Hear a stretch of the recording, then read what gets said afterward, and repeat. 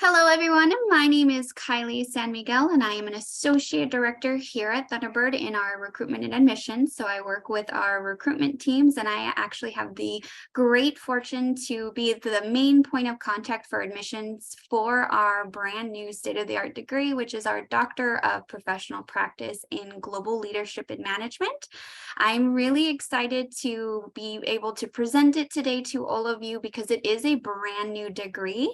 And actually, I am not the only one from Thunderbird tonight. We also have one of our wonderful faculty members here who is actually has a big hand in this program. So if I can, I'm going to introduce her. She is Dr. Mary Sully DeLuque. If she would like, you are welcome to introduce yourself too.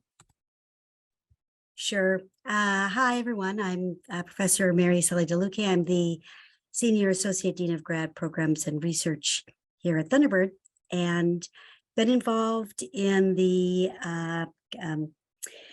origination and the creation and finishing of the Doctorate of Professional Practice in Global Leadership and Management that we have.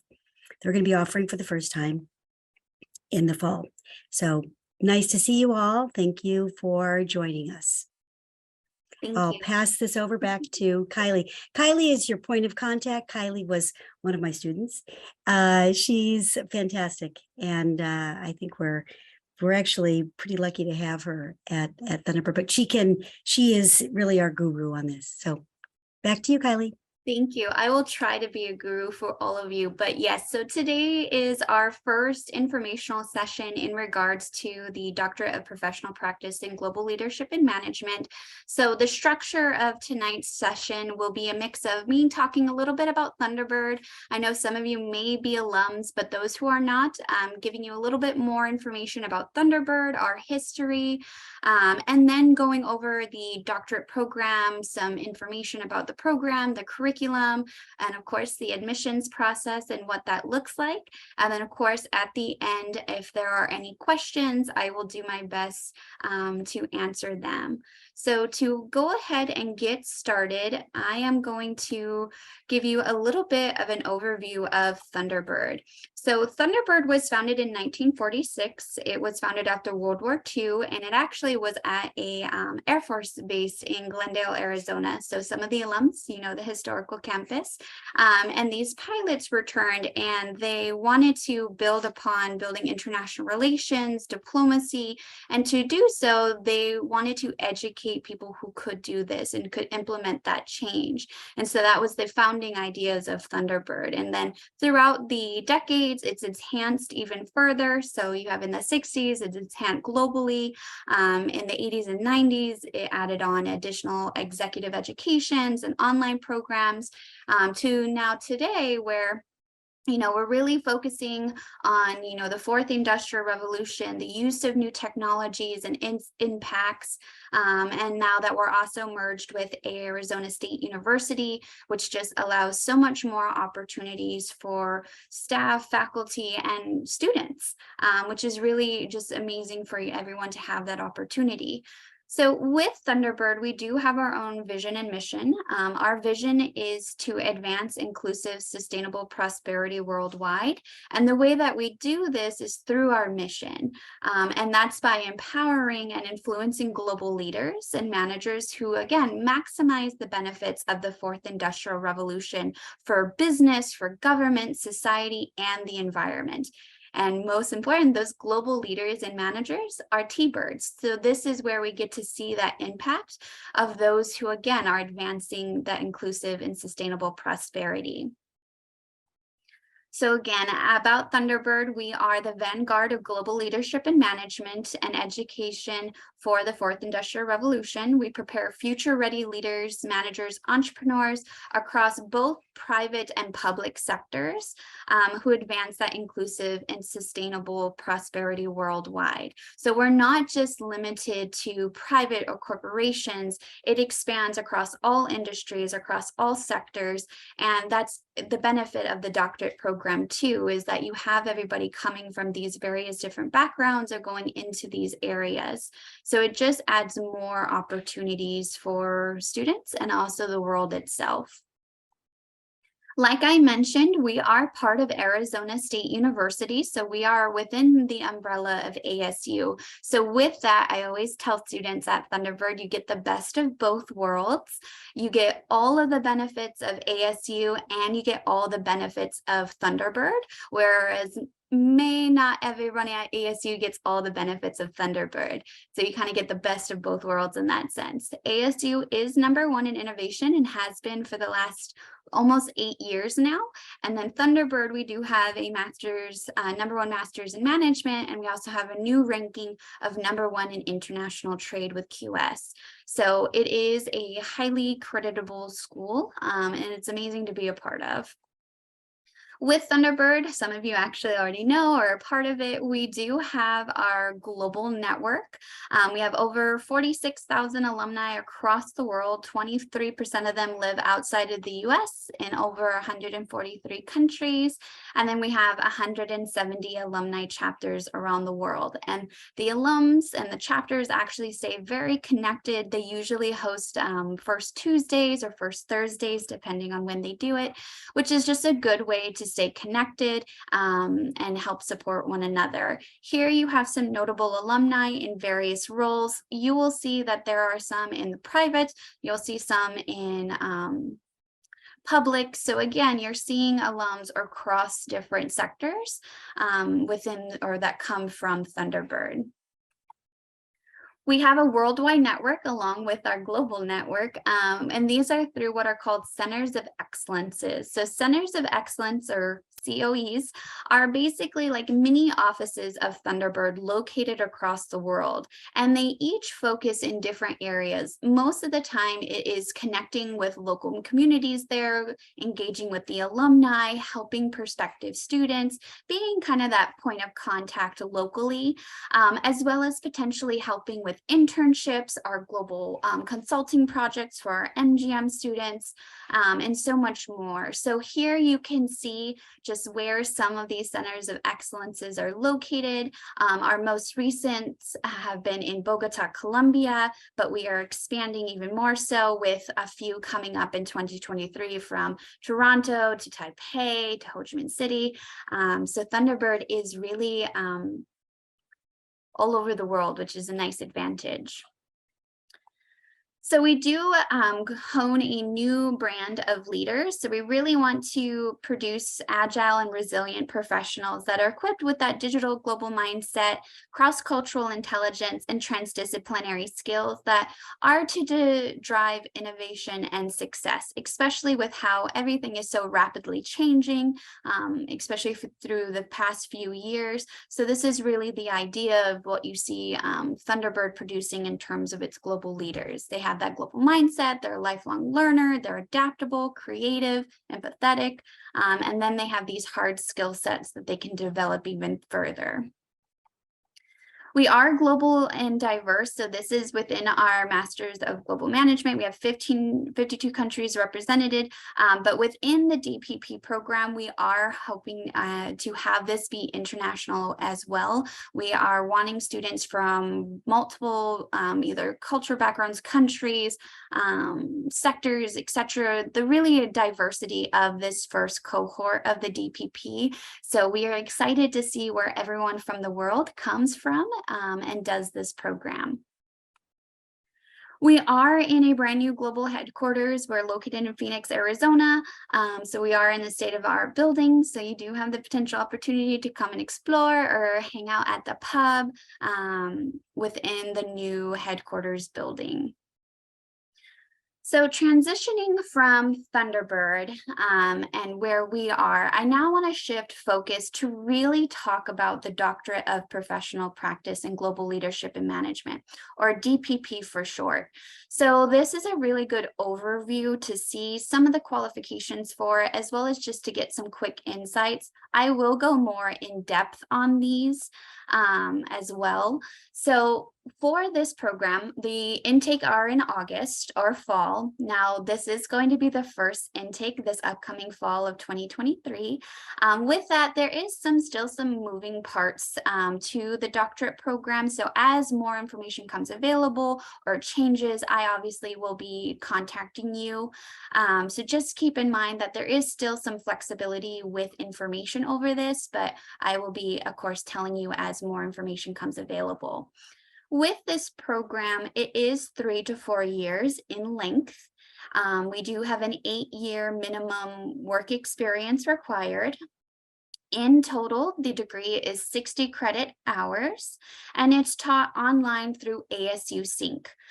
Sync is a synchronous online learning through Zoom and other interactive learning platforms. So what's most important to take away from this is that the courses will be happening live.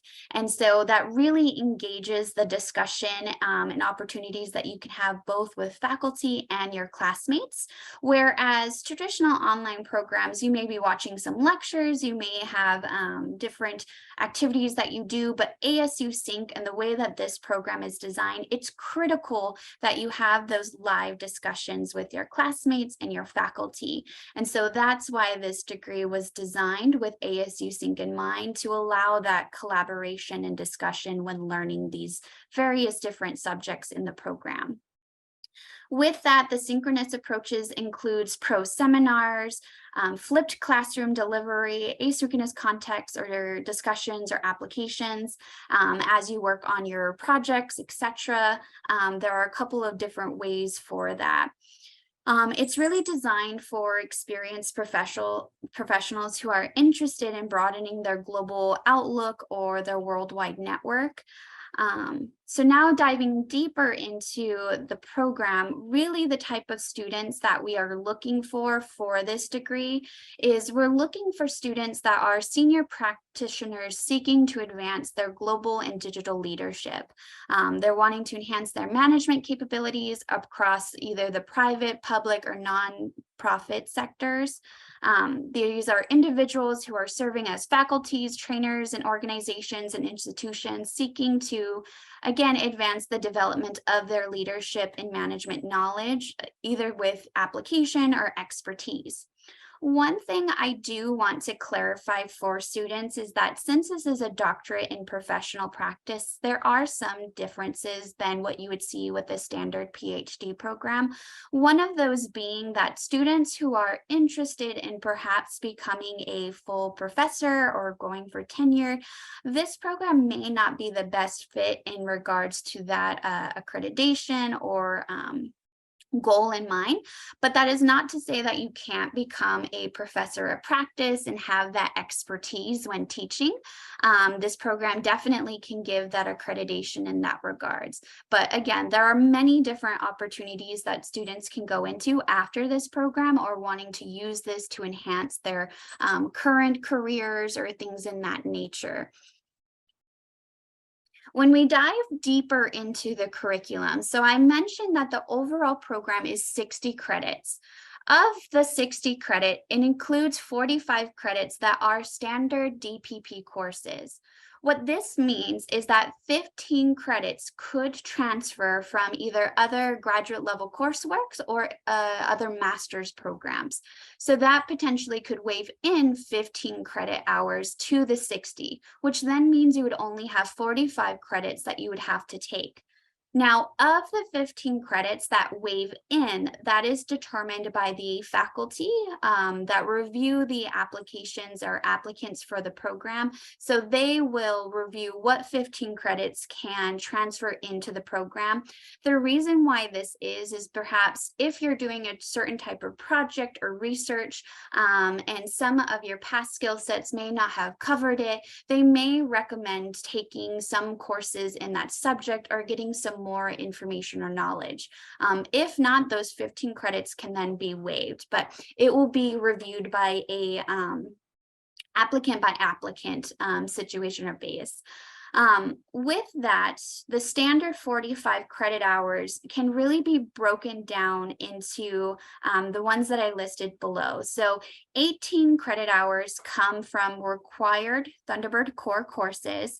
So some of these examples could be the courses that focus on the fourth industrial revolution and digital transformation and global economy, leading and managing global organizations on advanced topics, states and markets in the fourth industrial revolution and application for global leaders. And of course, there are more, but these are just some that are most notable.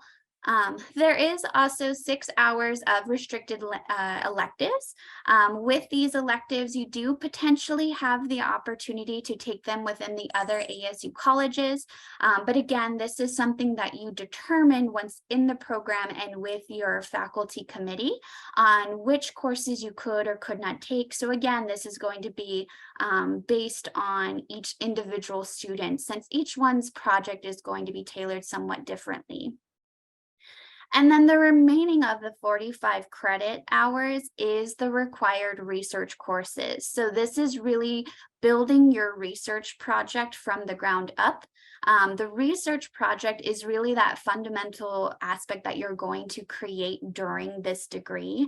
You develop it from basically the ground, and then you're working on it through project assessment, refinement, drafts, etc. And then you have the final deliverable where you have the application of the project. And again, these projects can vary in terms of areas that you're interested in. And of course, you work with your faculty committee on crafting it throughout your time in the doctorate program. Transitioning from the curriculum and structure of the program. One thing I do want to note before I go into the admissions process is the delivery of this program. Since it is ASU Sync, these are one of the things that we will get more information as we get closer to the fall. But to let you all know now, the structure of the courses will be around 6 credits or 2 courses in the fall and spring, and then 1 course over the summer. The classes are designed to be delivered on Friday, Saturday, and Sundays. Ideally, those are going to be half days for each of those. The times are still being determined due to seeing if there will be multiple students from different time zones. So we want to be flexible with everyone's time and allow everybody to have those interactions. So once I have more information in regards to the time, obviously that will be shared with students. But for now, it will be Friday, Saturday, and Sundays on half days every other weekend. Now, transitioning into the admissions process and what that looks like. The first major stage is the online application. So the online application, you want to make sure that you're applying to the Doctorate of Professional Practice. The documents that you are going to need, you're going to need a professional resume. You're going to need a personal statement. Now, the personal statement is basically looking at your interest in the program. So it's talking about, why the DPP program, your past experiences, what type of research are you wanting to do, and basically giving an outline of the type of project or research that you want to do within the DPP program. And again, if it changes once you're in the program, that's okay. We understand that ideas and research changes, but for now, as much as you can in the application, try to outline the research that you're interested in doing. So for the personal statement, you do want to make sure that it's no more than 4 pages. So it's concise yet direct to the type of research that you're wanting to do. You then need 2 letters of recommendation. An important note is that the way the letters of recommendations work in our applications is you have your recommender's name and contact information, and you put those into the application itself. What happens then next is that once the applications are submitted, whoever you have as your recommender, they then will receive an email from ASU to fill out a recommendation form. That is how that then will be added to your application and used as the letter of recommendation. We really are looking at professional or academic references in this case, someone who can really speak best on your experience, your research, your work, really give you that credibility. And then you need to make sure that you have your official transcripts. Now, you really want to make sure that you're able to upload both your transcripts. So any previous degrees that you've received, you want to make sure that those are uploaded and added to the application itself.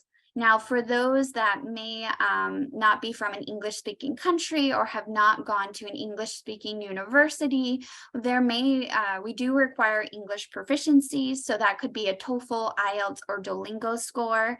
But if you graduated from a university that was instructed in English, that does waive the English proficiency requirement as well. Now, once a student has all of these documents and they are uploaded and submitted for the application, all of these will be then reviewed by the faculty panel or committee that reviews our admissions. They then, after reviewing the candidates, they then will invite those who are moving into the next stage to a faculty panel interview. Ideally, these panel interviews will take place after the major deadlines for the applications. And so you'd be invited via email. They most likely would be via Zoom. More information would be provided once you are selected for those interviews. But for now, really, it's getting the online application and its documents uploaded and into review so that the faculty can then review your personal statements, review your experience, and then see whether or not you do qualify for the program. With that, there are different application deadlines or different stages. We offer 3 application deadlines. Our priority decision deadline is actually this upcoming month. It is January 30th. Which means those that would be invited to faculty panels would most likely take place in sometime in February. Our standard decision will be March 30th, meaning that the faculty panel invitations would be April, again, those who are selected, and then the late decision would be May 30th, with June being the following. So really, we want to make sure that you are working on your applications, identifying your research, identifying the type of way that you want to present yourself, and submitting for these different areas. Now, with the program itself, cost is always an important factor when looking at different programs. We're very fortunate to say for this doctorate program, we do have scholarships available for our students applying to the DPP program. Thunderbird is very well fortunate in the fact that it does have scholarship funds available for students, which means you as a potential doctorate student can have the opportunity to apply for these scholarships. The way that you apply for the scholarship, it is a scholarship form that you complete in the application itself. It is a merit-based tuition scholarship, so it reviews your academic performance from GPAs, test scores, etc. Then it will look at any previous work, leadership, volunteer experience, and then it also looks at the overall fit with Thunderbird. Since this is the first cohort for the program, I don't yet know the averages for scholarships just yet. So my advice, being a T-Bird myself and have gone through the admissions process, is definitely see about applying and seeing what type of award you can get, because it doesn't hurt to see what type of potential scholarship you could receive. And so that really ends the information of the DPP program on my end, but now I am opening this up for you to ask questions to me. I will also be putting my email in the chat. That way you have it. And then you are welcome to unmute yourself or write your question in the chat. Either way, I'll be happy to answer. And I do see someone already has a question. The question is, does Thunderbird offer traditional PhD programs? Currently, we do not offer traditional PhD programs. This is our doctorate program that we do offer from Thunderbird. So it's the Doctorate of Professional Practice.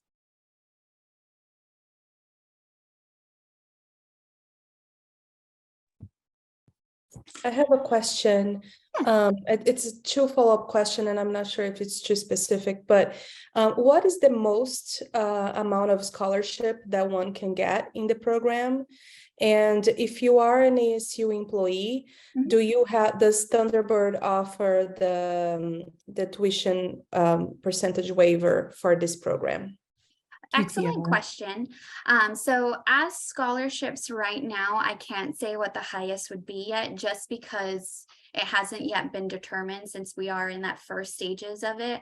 I do know scholarships will be available, and it will just be dependent on each student. Now, for those that are ASU staff, this program does technically qualify for QTR, but really what you need to look into, and this is my own advice as being a staff member, is talking to HR and the financial aid offices over QTR and understanding what they cover or don't cover, because there are certain programs and colleges within ASU that the tuition QTR only covers some tuition, not all of it. And Thunderbird is one of those colleges. It's also Fulton and WP Carey. So it covers a little bit of it, but I'm not sure to the extent that QTR covers. So I would just recommend talking to your HR rep over it and making sure you are in that qualified stage of eligibility. Kylie, may I ask a question? Yes, I think Christine had her hand up, but Go ahead, Christine. Hi, Kylie. Nice to see you. Nice to see you, Professor Sally DeLuque. Quick question. Will the classes be just with DPP students, or will they be mixed with other graduate classes? they will just be with DPP students. The only reason why you could potentially is with those electives. So the 6 elective credits could potentially be with other students, but that's going to vary depending on what elective courses you take, because you could take them with other colleges. So in that sense, you would be with other students. But for all the DPP core, the research courses, that is all with the DPP students in that cohort. So I had a couple of questions here, and this is really interesting.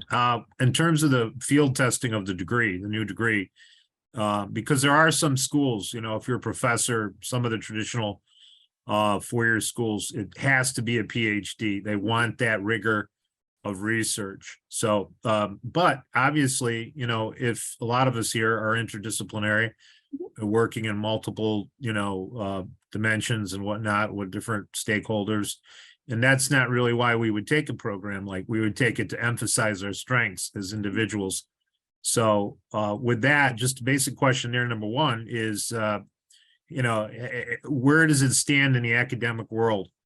And, you know, if you're a practitioner that goes between academia and business and government, it may not be an issue, but for some people who want to just teach, it might. And the other question, real quickly, is a little more explanation about the rigor of the research program, the research component. Is it like a standard thesis or 300 pages or 200 pages or something? Is it project? I got the sense it was project based on a real world, you know, acquiring data, analyzing data, etc. So thank you.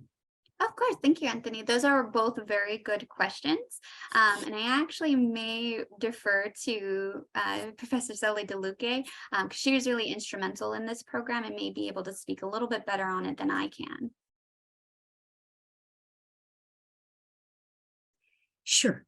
I was just writing them down. Okay, your first question was about how do other schools look at this program? You know, how is it perceived?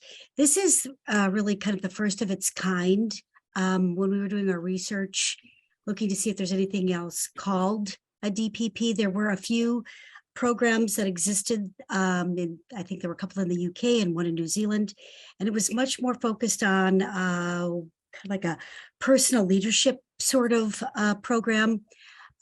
This program, we met with the dean of the graduate school yesterday, Dean Libby Wentz, and she was saying that the DPP was kind of a dream of hers, that she's always thought about being able to have us provide a program like this that would be not necessarily, we're not training professors who are going to go out and do research and publish in top research journals and be training the next, flock of professors who will go out then again and work in universities.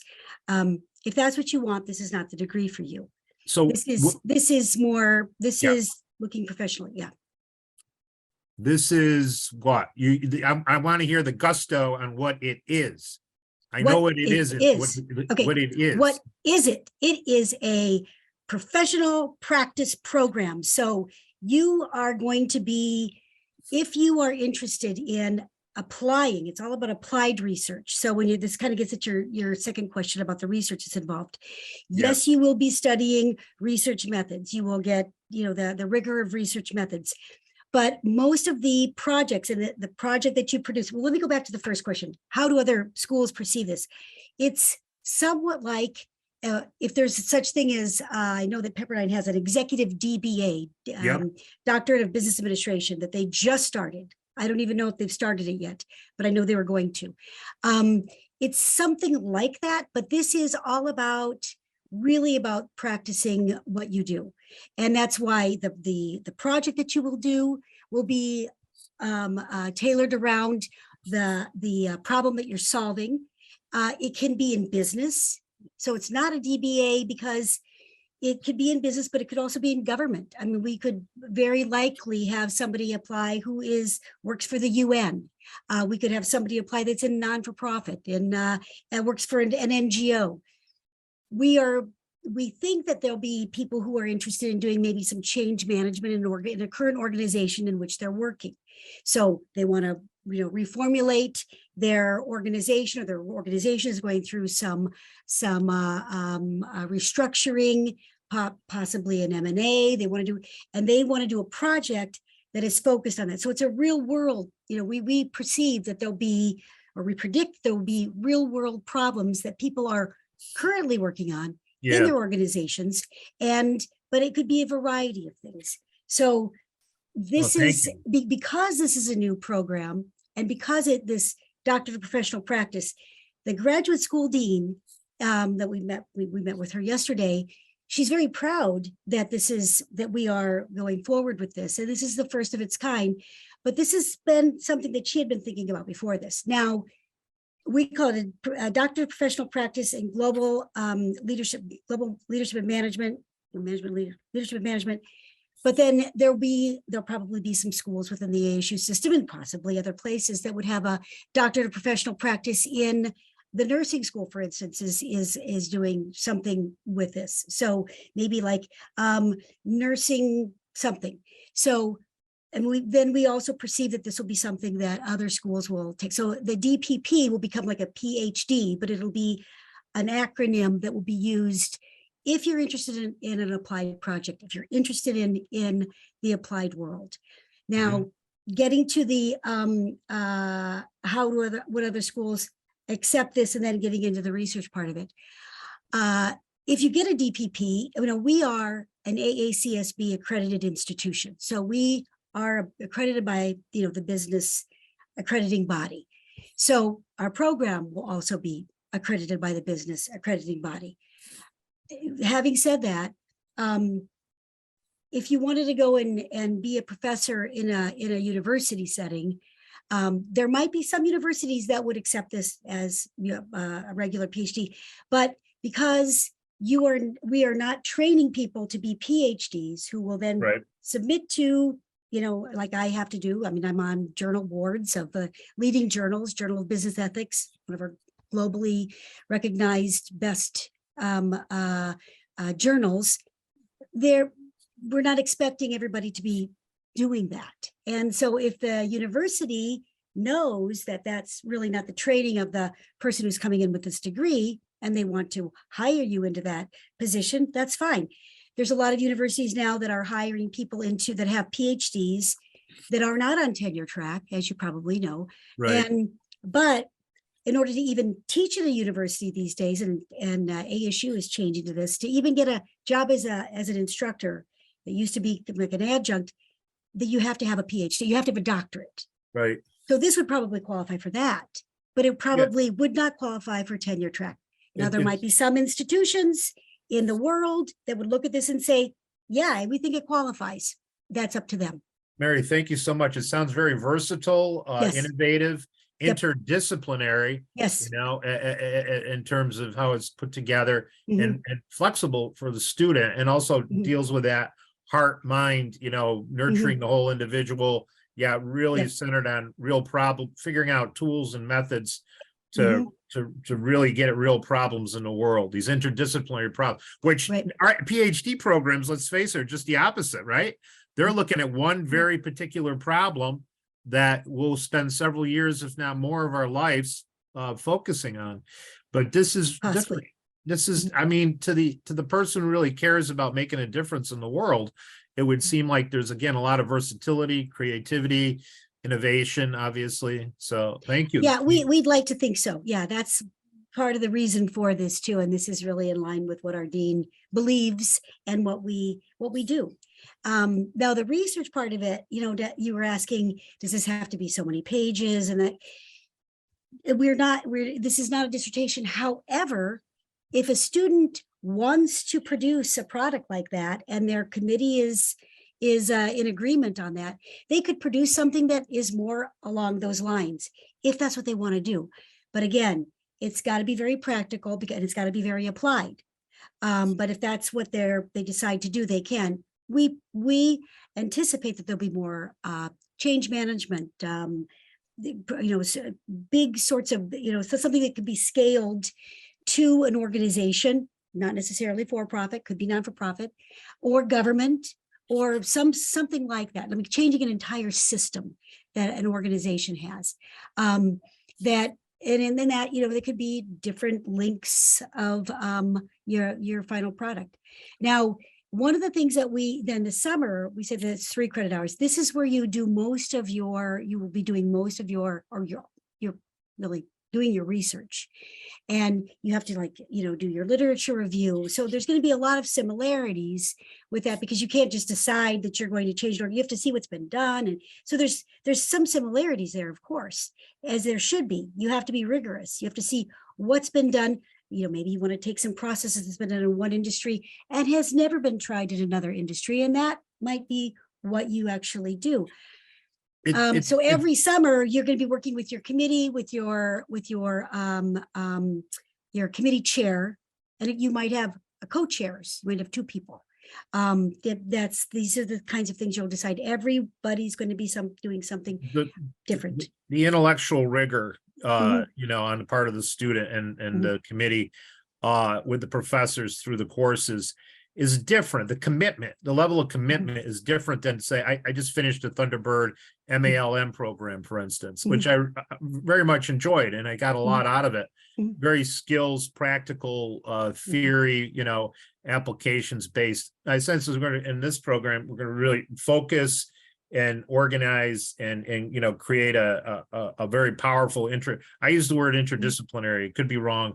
But in this managerial, global leadership context, I think it's appropriate, Mhm.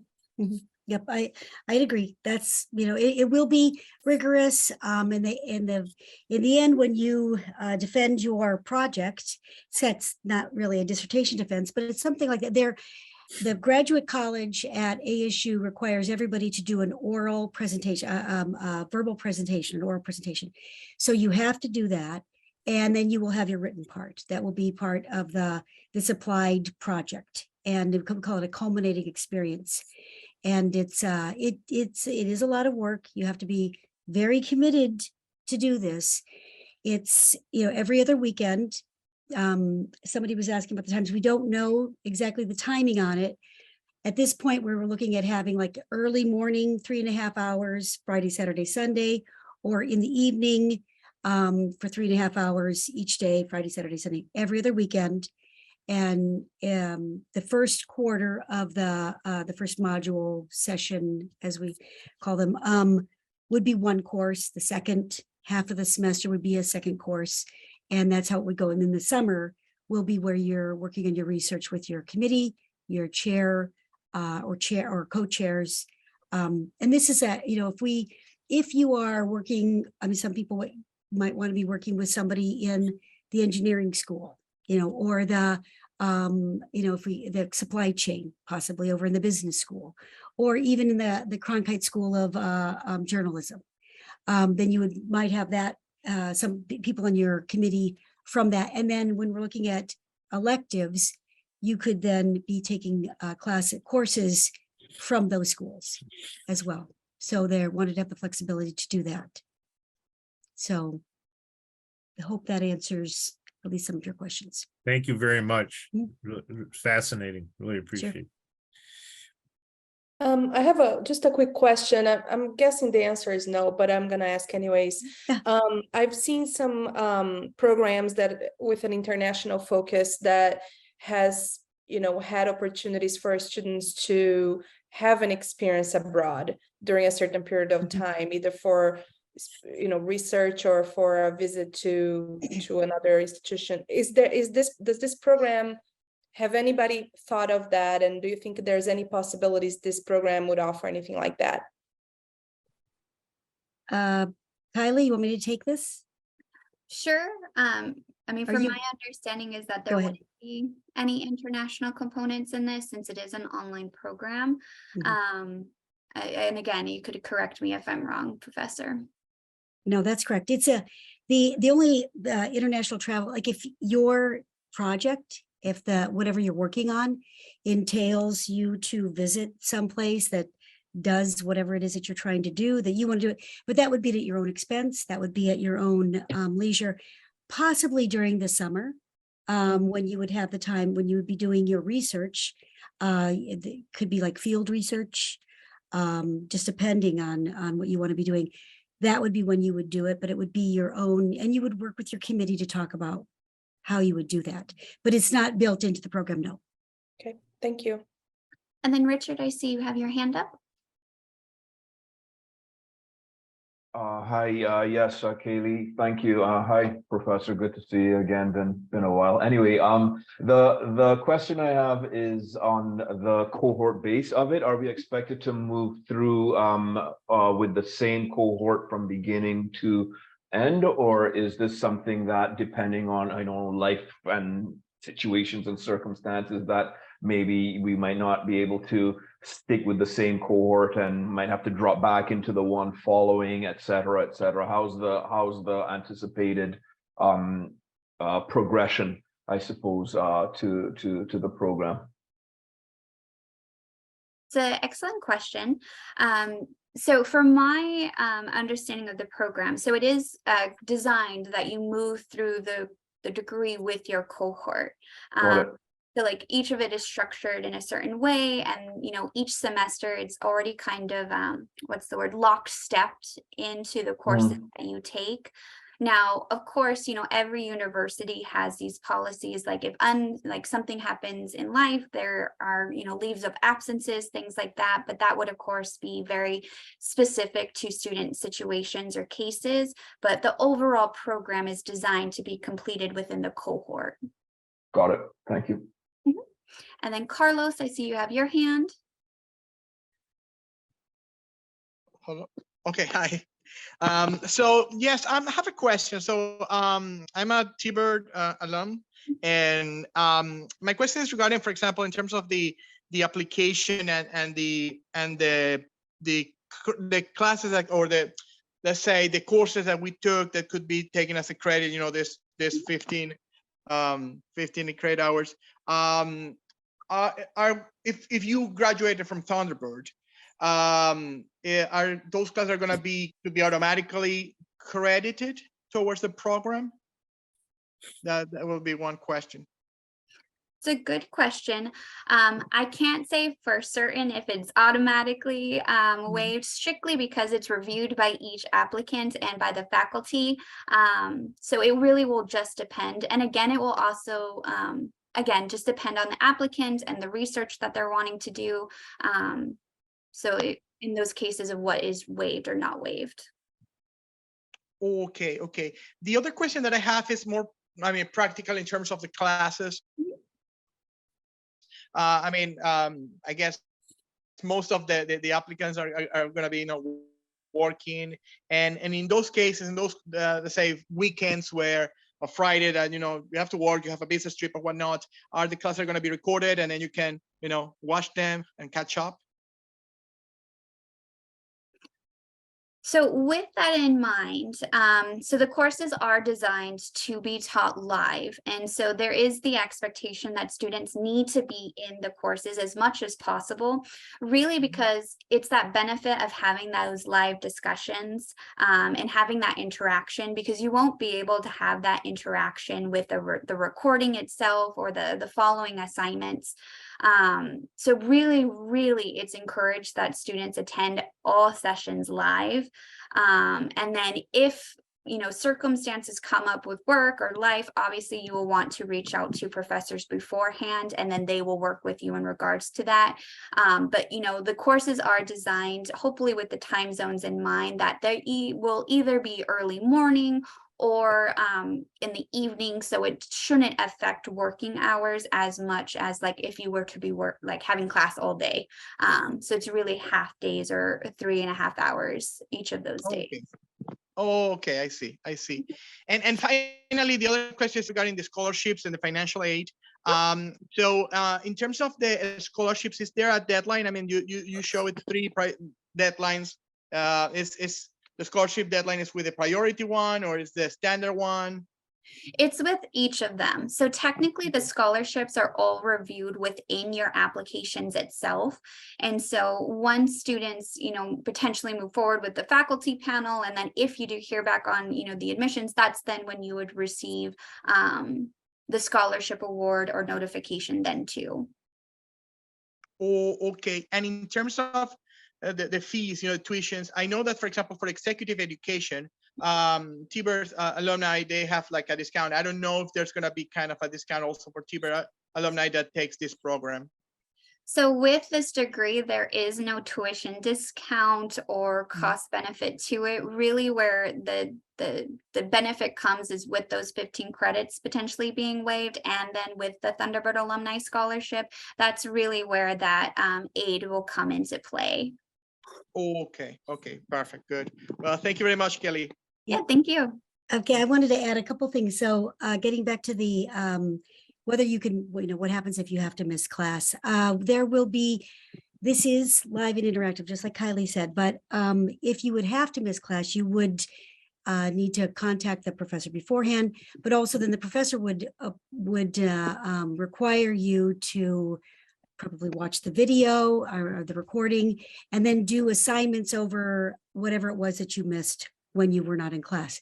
There will be you'll only be allowed to miss, if you do miss any class, it would be like probably just maybe a small percentage of the class, maybe 20% or something of that particular class. We haven't come up with a definitive number, but the dean was fairly adamant that he wanted people to be there, and it is not anything that you can watch later. That you can just wait and watch the recordings at your leisure at all. Whether the T-Bird degree would count, that's the kind of degree. You have a master's degree. We will evaluate that. When we say we want master's degrees, 15 credit hours of the master's degree would be what we would be looking at. And if there were any deficits in your record, then, and it wouldn't be necessarily a T-Bird degree, but maybe a master's degree in something that's completely unrelated, and the person might struggle to understand what the topics that we're talking about. We might ask them to take a class or two that would ramp them up in that, so that they would be more prepared for that. And then finally, this is a ASU Sync is what they call it, the Zoom. It's all live on Zoom. This is the first and only class so far in all of the ASU system. And ASU has what, Kylie, in the whole ASU system, 100 and something thousand students. Mhm. This is the first class, the first course at the doctoral level that, and maybe even at all, that I think it for sure at the doctoral level, that is taught via Sync live using Zoom. So we got approval from the provost and the president of the university, and it took a long time to do that.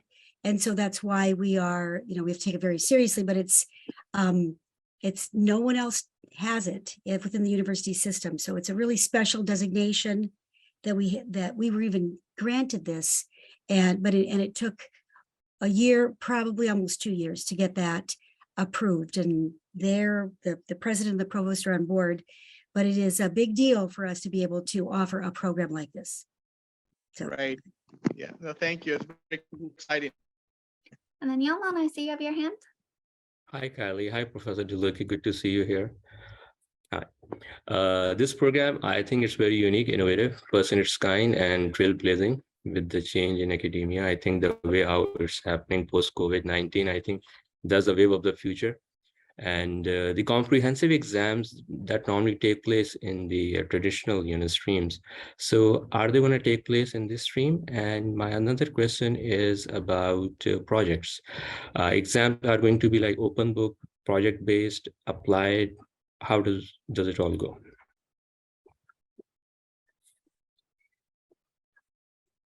Professor, would you be able to share some light on that?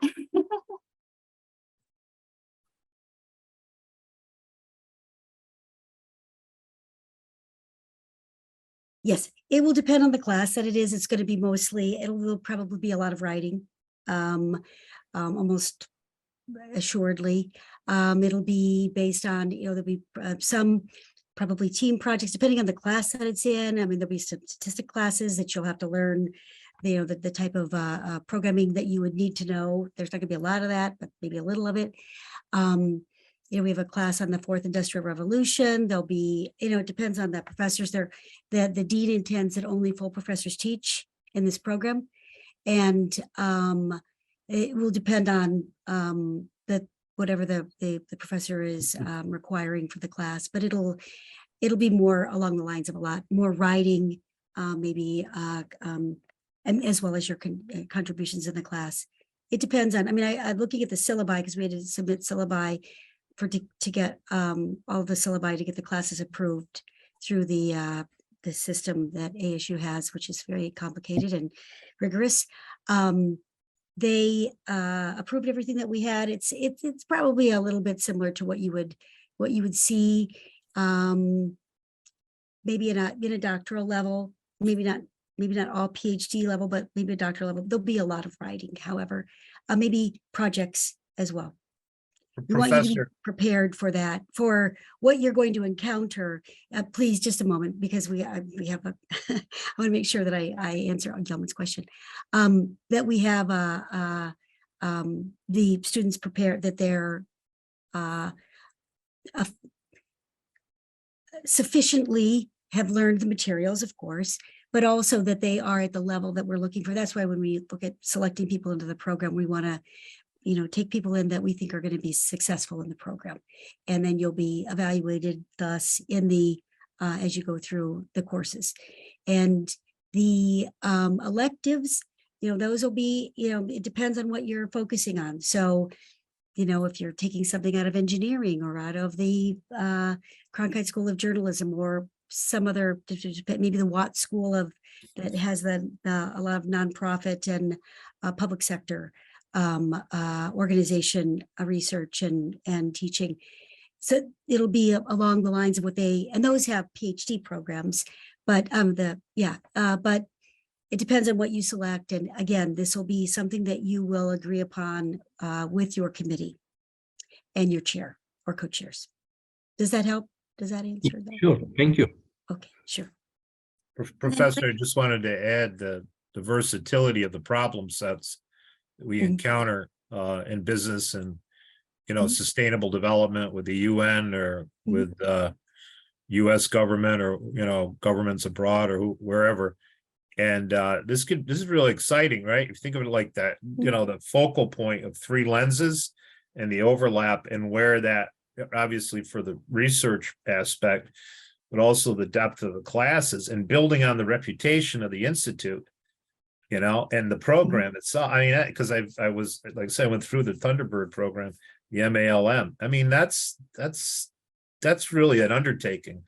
Yeah, there and because we have a big diversity in the type of student that's going to be in the program, the type of project that they're going to be undertaking, each person who is accepted, the committees will be comprised of a different sort of, group of individuals. Some will be within our school, probably other schools, depending on what, and it is because we'll have more of an interdisciplinary nature.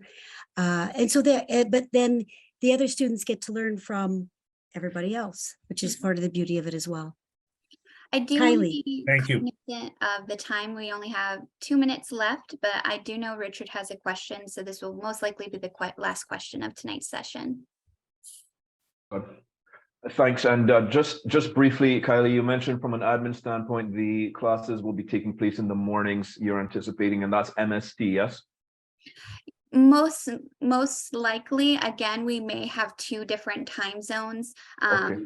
This is still being determined. I have a feeling closer to when class registration starts developing in August, or not August, April or so.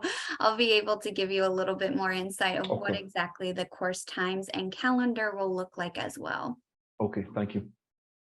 Yeah, the dean has even mentioned that he sent an email right before this Zoom call, and he said that it's possible that we would, like, one weekend it would be mornings, and the next, the 2 weeks later it would be an evening. So, I mean, you would have plenty of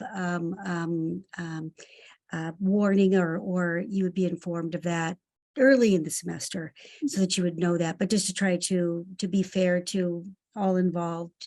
But again, that's something we're determining, like Kylie said. Well, thank you all so Thank much you. for attending tonight's session. It is a very exciting and new degree. So with that, if you do have questions, the first priority deadline is, again, this upcoming January. You are welcome to reach out to me or admissions about any questions that you have on the administrative side or just about the DPP program. I will put both mine and the general admissions email in the chat, so that you can reach out with any questions that you have. And thank you all so much for spending your evening or potential morning with us, and hopefully look forward to helping you through this process. Have a good rest of y'all days.